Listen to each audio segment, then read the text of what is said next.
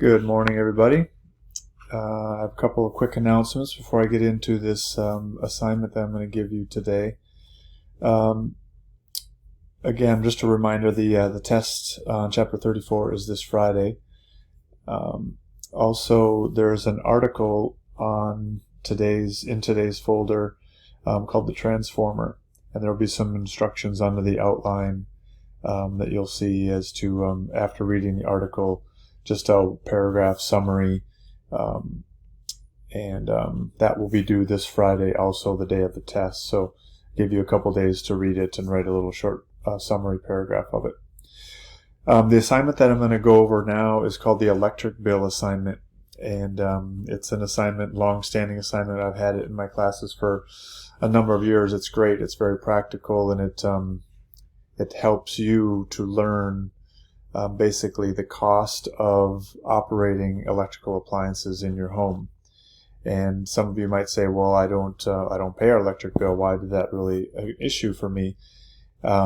Within a couple of years, many of you are probably going to have to pay your own electric bill, whether you have an apartment off campus or you're living on your own, wherever, you're going to have electric bills, utility bills, and to know how much things cost, or when buying something, how much that costs to operate, will be valuable information.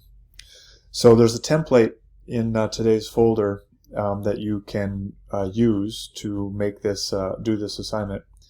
It looks like the one that you see here, and I want to just go through. This is an Excel spreadsheet, and I'm going to make the assumption, I know it's a false one, but I'm going to make the assumption that you know nothing about writing formulas in an Excel spreadsheet. Many of you do, most of you do, and many of you probably know more about it than I do, but I'm going to go under the assumption that you know nothing so that we make sure that everybody at least knows the minimum in order to do this assignment. So the first column is the item number. That's one of the most important columns for me, so I don't have to count out 25 rows for my 80, 90 students, whatever I have. So you have 25 items in your home that you need to itemize and to find out how much those items cost. Okay? The next column is called item, and let's just put in here your refrigerator. Okay, I'm just picking an electrical item. Now, one thing you've learned already in your reading, that in a household setting, and also commercial, like in our school, typically you're running 120 volts. So I'm typing in 120, and that's a constant for just about everything in your home. So I'm going to this lower right-hand corner, I'm clicking it and dragging it down, and then that 120 will be copied to that whole column. Now I don't have to enter that number anymore. Okay? As you learned yesterday and today and in your text and whatnot, that power equals current times voltage. Power, column E, equals current times voltage. So I'm going to write a formula for that. And to write a formula, you're always going to start out with an equal sign. And then I'm just going to click on this cell, or you could type in C2 if you wanted to. I'm going to use the asterisk button, which is uppercase 8. That's the multiplication symbol. And then I'm going to click on D2, and then I'm going to click check. Now it says 0 because there's no current listed. So you're going to need to find out how much current is drawn by your refrigerator when it's operating. Okay? You'll find this on the inside of the door, on the inside side panel, maybe on the top of the door. There'll be a little label that'll list the voltage, the current, the power, all of that kind of stuff. And you need to have voltage, you already know, but current, if you know power, you can divide by voltage to get current, but current times voltage. So let's just say it's 4 amps of current that it draws. Okay, so I'm typing in a 4, and then 4 times 120 is 480. So that equation worked as I expected it to. So that I don't have to rewrite that equation every time, I'm also going to copy that to my whole spreadsheet. Okay? Now, Excel Energy only is concerned about your kilowatts, not your watts per se. So your kilowatts, when you accumulate a kilowatt, they are going to charge you. So we need to convert our watts to kilowatts. So that's a formula. There's 1,000 watts in 1 kilowatt. So that's just going to be this column backslash is divide by 1,000. And let's see if that looks right. Yes, 480 watts is 0.48 kilowatts. And I'm going to copy that all the way down. Okay? So next, hours per day. You need to make an educated guess as to how many hours a day that appliance is using electricity. So question I normally ask is, how many hours a day is your refrigerator on? And almost everybody says 24 hours because it's plugged in all the time, right? But it's not using electricity when it's just sitting there. When the motor runs, or when you open the door and the little light bulb comes on, that uses electricity. But when you close the door, the light bulb goes off. But it only is using electricity when the motor's running. Like you open the door and you grab, stuff for getting ready for lunch or dinner or whatever. So you have to make an educated guess. How many hours a day will that refrigerator cycle and that motor cycle and run?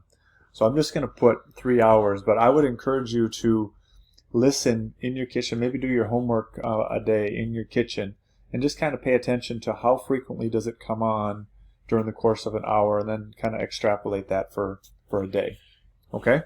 I'm not going to copy that because that will be something that will be particular to just that appliance. Hours per month. We are going to assume a 30-day month, and April is a 30-day month. So we're going to write a formula equals the hours per day times 30. And I'm going to click check. And that looks appropriate. 3 times 30 is 90.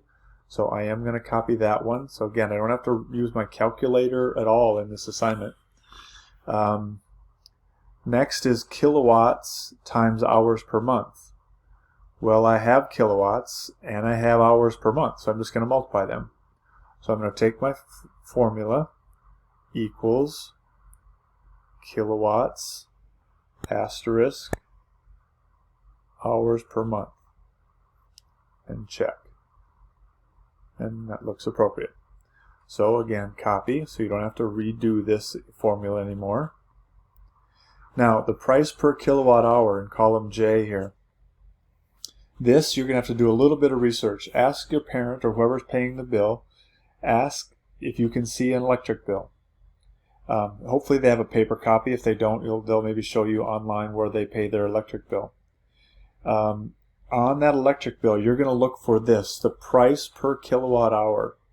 It's going to be listed as a dollar value, in other words, point something.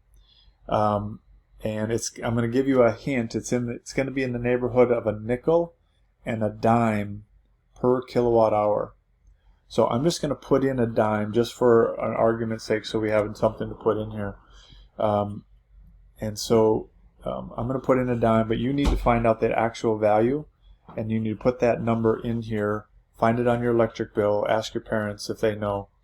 And for around Eden Prairie, it's between a nickel and a dime. I have a brother who lives in Alaska and used to teach in an Eskimo village, or Eskimo villages, and their electric price per kilowatt hour was close to 50 cents per kilowatt hour. And you might think, well, why would that be in a remote area where they don't make much money? Most of the people are on public assistance, welfare, etc. Nowhere really way to make a living. Why would they charge more there than here? And the reason being is because it's harder to get there. There were no roads. You have to either fly in or snowmobile in or sled dog in. So it's harder to get there and harder to maintain those lines. So then the last is the dollars per month. And this is just simply these last two columns multiplied together.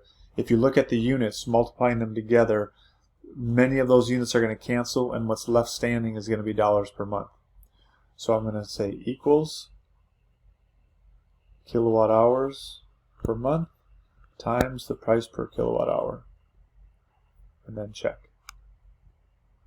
Okay, and if you notice down here, it's tallied them already. The formula for that, written right up here, is the sum, the word SUM, and then in parentheses, it must be in parentheses, from K2, and then you could drag it if you want all the way down, or just separate it by a colon down to K26. Okay? So that'll add up everything that happens to be in here. Let me just throw a number in here once so you can see. I'm going to add a 2 in here.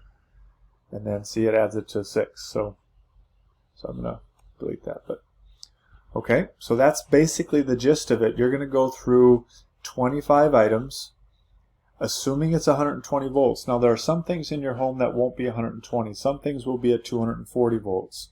If you have an electric stove, not a gas stove, that would be 240. Your clothes dryer more than likely is 240. Washing machine more likely 240. Microwave probably not. Microwave is probably 120. But those couple of appliances would definitely be 240, and then you would could just manually go in and change the 120 to 240. Okay. I would like to see down here at the bottom your actual bill. Not that I really care how much you guys pay for electricity for your home, but I want you to see how close you can get to your actual bill if you do a good job of picking the big players that use electricity. And yes, you have way more than 25 things in your home that use electricity. You just need to be diligent and look for them.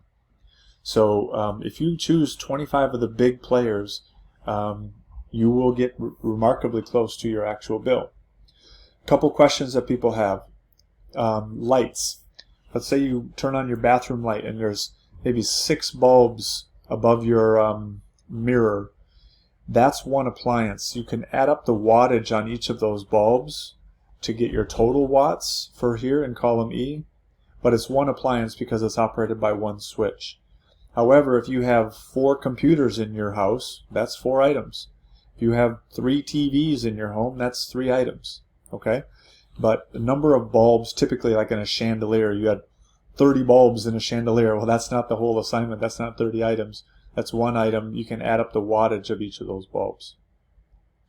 I will give extra credit on this assignment. For every additional 5 items that you do, then I will give you an extra credit point, up to an additional 25 items. So you can get 5 extra credit points. And the enticement in that is this is going to be scored in the test category. So those are 5 free test questions. If you missed 5 items on last Friday's test, some of you didn't miss any, but if you missed 5 items on that test, you can get all 5 of those questions back by doing extra credit, by doing 25 additional items. Okay? So, but this is 25 points out of the 30-point assignment. The remaining 3 points are, the remaining 5 points are 3 points for a paragraph that you're going to write after having a conversation with the person that's paying the bill. What stood out to you? What small changes could we make to lower our electric bill? Maybe 5%, 10%, something like that. You'll notice a lot of it is lighting. A lot of the money that you spend is on lighting. And if your parents keep harping on you, turn the light off, Adriana, turn the light off, or Hudson, turn the light off when you leave the room, or whoever, right? If what they're saying is it costs a lot to light stuff. Lighting is about 1/3 of your electric bill. So maybe that paragraph might be something as simple as, I'm going to do a better job of turning lights off when I leave the room because it's a 1/3 of our house's electric bill. So I'm going to do something like that. Or maybe it's turn the TV off turn the TV off more frequently, or shut down the computer, power it down completely, things like that at the end of the day.